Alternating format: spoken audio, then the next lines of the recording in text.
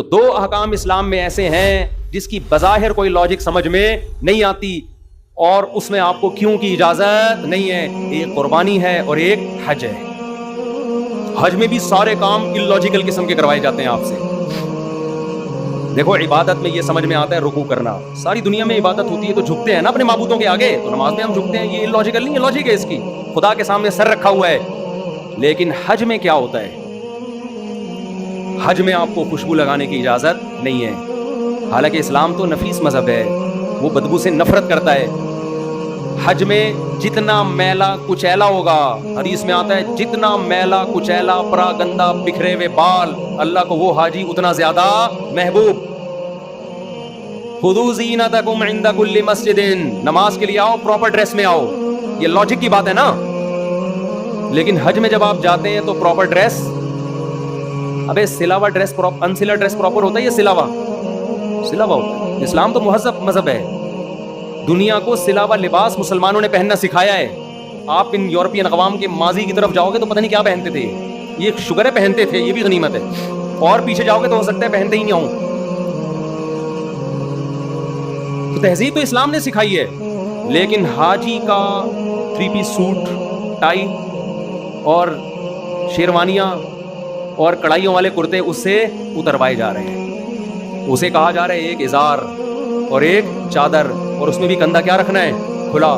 سر پہ ٹوپی نہیں پہننی, اس لیے کہ ٹوپی پراپر ڈریس ہے, سمجھ رہے ہیں؟ تو سر کھلا رکھنا ہے, چہرہ بھی ڈھانپنے کی اجازت نہیں ہے.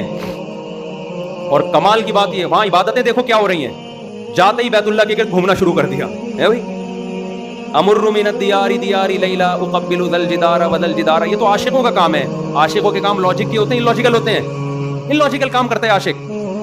عاشق آئے گا جہاں محبوبہ سے سیٹنگ چل رہی ہے نا, اس کے دیوار کے گرد کبھی ادھر جا کے بیٹھا ہوگا, کبھی ادھر جا کے بیٹھا ہوگا, کبھی ادھر چکر لگا رہا ہے, کبھی ادھر چکر لگا رہا ہے. ابے بھائی تیرے کو ٹائم دے دیا ہے, اس کے ابا آئیں گے تیرے سے فلاں تاریخ پہ بات کریں گے, ہاں نا اس وقت فیصلہ ہوگا, نا اس کو چین نہیں آ رہا ہوتا. پھر تھوڑی دیر میں جائے گا, جیسے امرؤ القیس جو شاعر تھا نا, مجنون جسے کہا جاتا ہے, لیلا کا دیوانہ, کہتا ہے امر من الدیار دیار لیلا, میں لیلا کے در و دیوار کے قرب و جوار سے گزرتا ہوں, کبھی اس دیوار کو چومتا ہوں کبھی اس دیوار کو. لوگ کہتے ہیں اللاجیکل کام کر رہے ہیں, دیواروں کو چومنے والا پاگل ہوتا ہے, سمجھ رہے ہیں؟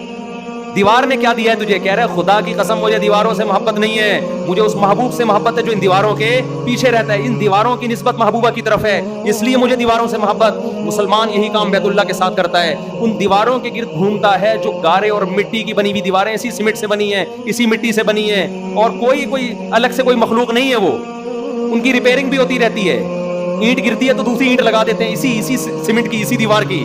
لیکن مسلمان جاتا ہے لاکھوں روپے, 10 15 لاکھ روپے خرچ کر کے جا کے کیا کرتا ہے, ان دیواروں کے گرد چکر لگاتا ہے, ان دیواروں کو ہاتھ لگاتا ہے, ان دیواروں کا بوسہ لیتا ہے, ان کا غلاف پکڑ کے روتا ہے. اور جب غیر مسلم ہنستا ہے کہ تو کیا کر رہا ہے, ان پتھروں میں کیا رکھا ہوا ہے, وہ کہتا ہے مجھے خدا کی قسم ان پتھروں سے محبت نہیں ہے, اس گھر کی نسبت جس خدا کی طرف ہے مجھے اس خدا سے محبت ہے. یہ میرا گھر نہیں ہے, اس گھر کی ویلیو میری نظر میں 0 ہو جائے گی, لیکن خدا کہتا ہے یہ گھر کس کا ہے, میرا, تو اس کے گرد چکر لگانے کے لیے لاکھوں روپے خرچ کر کے احرام باندھ کے آیا ہوں میں. تو جو اپنے آپ کو غلام سمجھے گا وہ حج بھی کرے گا اور عمرہ بھی کرے گا. وہ پھر صفا مروہ کی صحیح دیکھو, یہ کون سی عبادت ہے, یہاں سے بھاگتے ہوئے وہاں جاؤ, وہاں سے بھاگتے ہوئے ہے بھائی, کوئی لاجک بنتی ہے اس کی؟ نہیں آ رہا سمجھ میں, نہیں آ رہا ہے, کوئی لاجک بنتی ہے؟ ٹائم پورا ہو گیا ہے, میں بس جلدی سے بات سمیٹ رہا ہوں. پھر آپ شیطان کو کنکریاں مارتے ہو, وہاں شیطان نہیں ہے. وہ جو ستون بنے ہوئے نا, بڑا شیطان, درمیانہ شیطان, چھوٹا شیطان, وہ نہ بڑا شیطان ہے نہ درمیانہ, نہ وہ کچھ بھی نہیں ہے, وہ صرف ایک نشانی ہے کہ لوکیشن پتہ چلے کہ یہاں آیا تھا شیطان. اور وہی ایک ہی شیطان 3 جگہ آیا تھا, نہ بڑا درمیانہ چتونگڑا وہ نہیں تھے. ابراہیم علیہ السلام نے جب شیطان کو کنکریاں ماری تھی وہ سچی مچی کا شیطان تھا. اب کیا ہے, صرف ان کی نقل اتاری جا رہی ہے. ان کنکریاں مارنے کے لیے 15 لاکھ 20 لاکھ 10 لاکھ روپے خرچ کر کے آپ وہاں جاتے ہو, اور وہ کنکریاں بھی یا تو ہوتا نا اٹھا کے مار رہے ہوتے, وہ کنکریاں بھی ایسے مارے جاتی ہیں, ایسے کر کے, یوں کر کے. یہ لاجک ہے یا اللاجیکل ہے؟ بظاہر اللاجیکل. اللہ نے کہا میرے غلام ہو تو یہ کام کرو, اور کتنے لوگ مر جاتے ہیں اس میں, پس جاتے ہیں رش کی وجہ سے.